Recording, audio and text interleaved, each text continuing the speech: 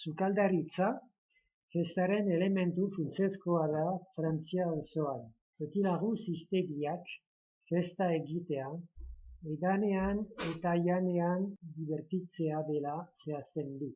Beti Robert hiztegiak festa egitea, bizitza atseginez, gehiegikeriaz eta anabasaz bizitzea dela gehitzen du. Euskal Herriko festa batean, sukaldaritza elementu garrantzitsuena dela iruditzen zait. Noski, Euskal festan elementu hauek egon ahal dira.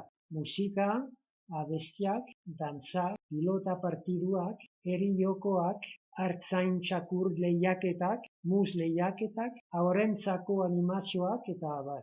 Baina, jan edana, eskualdunen topaleku den elementu ezinbestekoa da.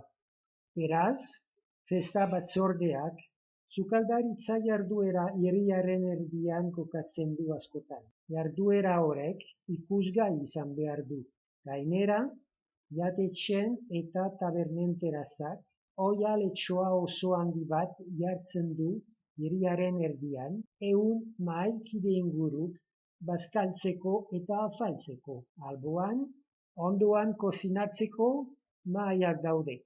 Hirian zehar, beste oihaletxola txikiako batzuk zakabanatzen dituzte, eramateko edo bertan edateko, edariak eta janariak saltzen dituzte. Horrela, festazaleek jan edan ahal dute festan zehar. Bukatzeko, bertako produktu erakusketek osatzen dute Euskal janariaren eskaintza. Euskal festaren sukaldaritzak bi ezaugarri nagusi ditu. Sukaldaritza tradizionala da, kaloria askokoa da. Hasteko, festak eskualdunek etxean jaten duten sukaldaritza eskaintzen du. Axoa, txerikiak, urdaiazpikoa, txorizoa eta bar, Euskal olaizko edera, txuletak eta patatak frituak, Gernikako edo Espeletako piperak, Tolosako babarunak, Ate urinekoa, argigasna eta abar. Itsasaldeko festetan desberdintasunak ikusi ahal dira batzuetan. Atuna, marmitako, sardina, legatza, koskera, bakailaoa eta bar. Jaki horiek etxean bezala prestatuak dira. Orduan ez da gastronomia etxeko sukaldaritza baizik. Ez du gustuaren eta kalitatearen berrikuntzarik bilatzen. Eramateko jan edana ere tradizionala da. Arto taloak, bertako hamburgesak, arteki ogitartekoak eta abar. Jarraitzeko festetako sukaldaritza normalean proteina askokoa, trinkoa eta lodi askokoa da. Lan neketsuak dituzten langileentzako sukaldaritza da. Beraz, festetako jatordua, oro har, jatordu osoa da. Sarrerakoa, lehenengo platera, bigarren platera, jasna, deserta edo postrea, kafea eta kafea jaiztekoa. Ikusten da sukaldaritza festa egiteo bidea dela, mundu guztian zehar, eta sukaldaritza festaren gaia ere izan ahal da. Munduan janari bat ospatzen duten festak daude.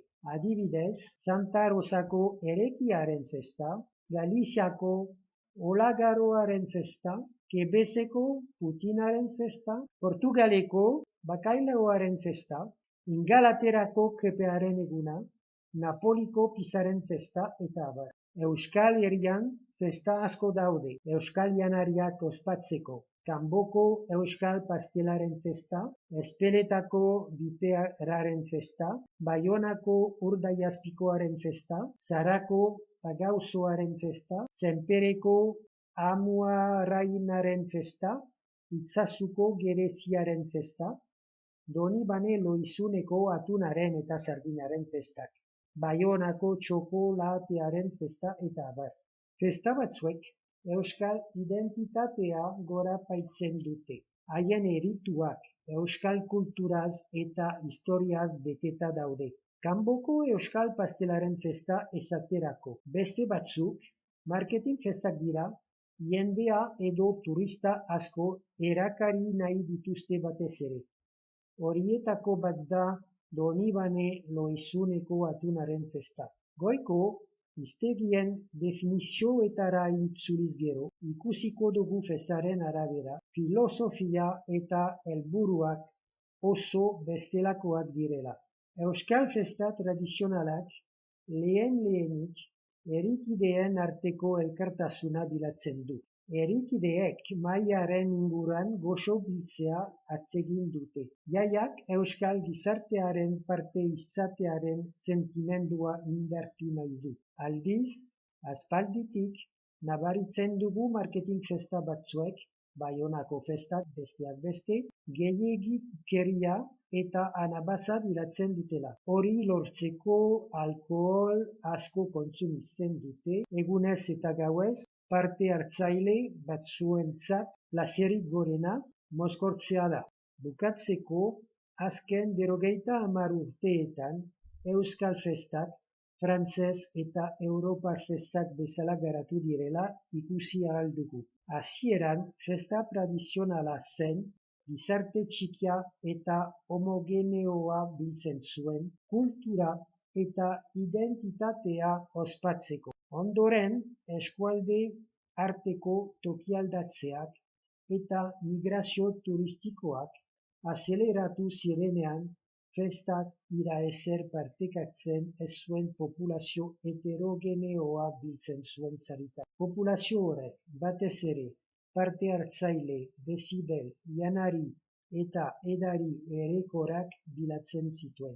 Beraz, feste bakoitzak muturreko bi jaraibide horiek nahaztu ahal ditu antolatzaileren edo parte hartzaileren nahiaren arabera. Horrek ekartzen die euskal festei aniztasuna eta xarma.